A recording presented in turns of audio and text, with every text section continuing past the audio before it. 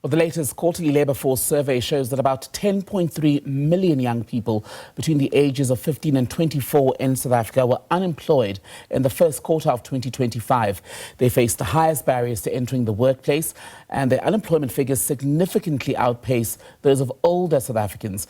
Let's take this up now with Siba Nobandla, multimedia content creator with Youth Capital. Siba, a very good evening to you. Thank you so much for being with us on the SABC this evening.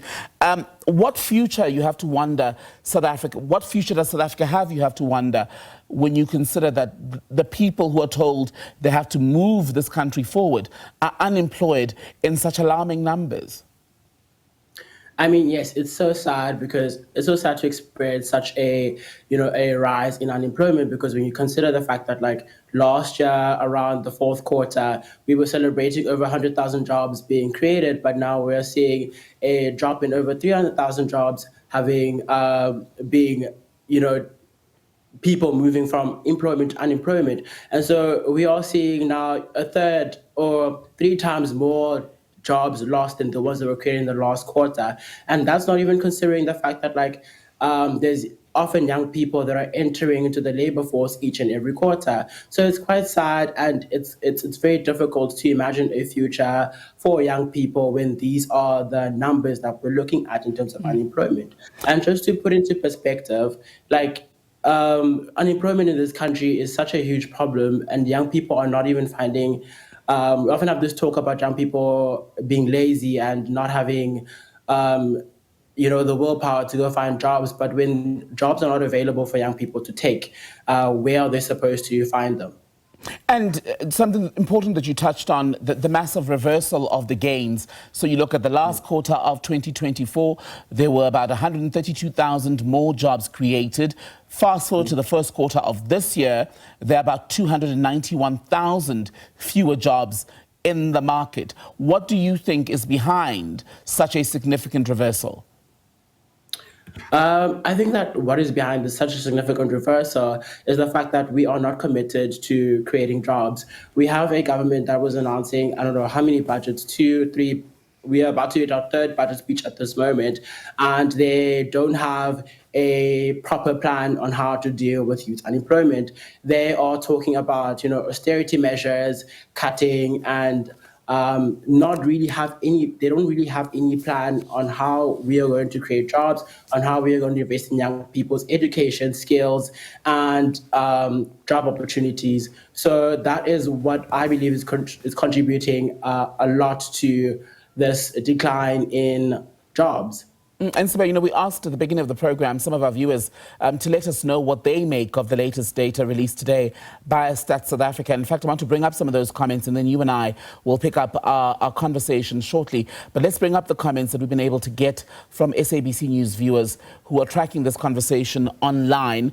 Your messages, by the way, coming in both on X and via our WhatsApp line. That's 078-459-1897. Ndumiso says that this is unacceptable in democratic South Africa, especially with a bloated cabinet. Dennis says, by understanding the root causes of the problem and implementing targeted solutions, the GNU can work towards reducing youth unemployment.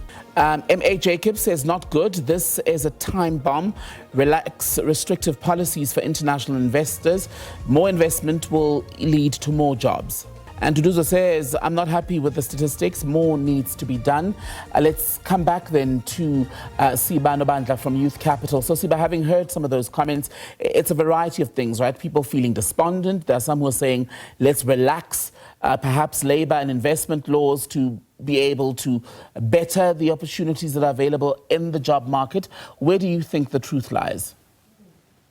I think that a lot of these things that a lot of people are feeling are, pretty much true. But I think that we need to concentrate on the fact that, government in itself is not doing what needs to be done in order to foster an environment where jobs can be created. We have a government that's not putting in money where it's supposed to put in money. Last year, they were campaigning around the election season, talking about, a job in every home, or Cyril Poster promising over 500,000 jobs for young people.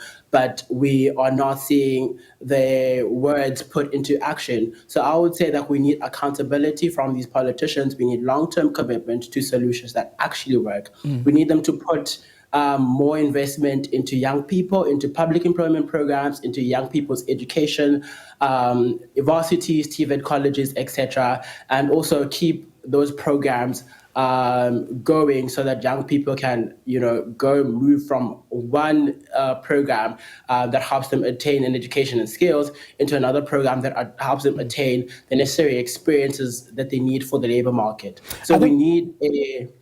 Yes. Right, and I think what's alarming, Sia, sorry to cut you off, is that when you track the data that is released quarterly, right, we're looking at the moment at about, 62% of youth from ages 15 to 24 unemployed. Chances are, majority of them aren't going to find work in the next quarter, not in the next year, not in the year after that. And that will lead to the further expansion of the expanded definition, the calculation of unemployment in the country, which then includes people who've ultimately given up on the job search. Where will that leave them in a country that is facing such a predicament? I think, yes, it leaves people in such a dire situation. I mean, we have, instances where people are now contemplating whether they should actually just look for work or feed their families, for example. These are choices that people are making in South Africa.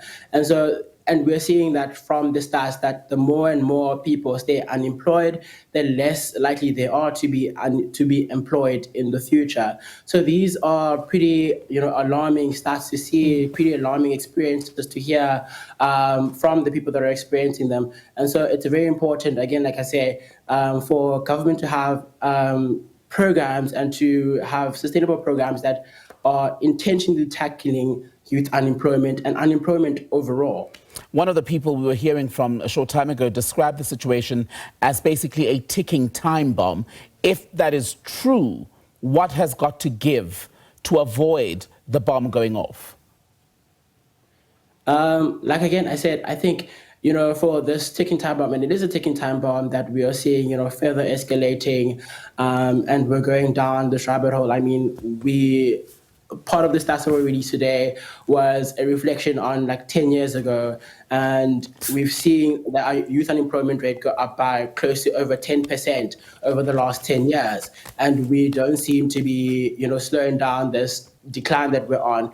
And so I think it's very important, again, that we have things that are preventative measures that are there to stop us from, exploding one day and being at the point of no return. And so it's very important that, again, we have a government that's committed to us, a government that is actually putting not just words, but actions into place, and a government that has accountability measures as well to the promises that they make to the people of this country. So we just need commitment from this government.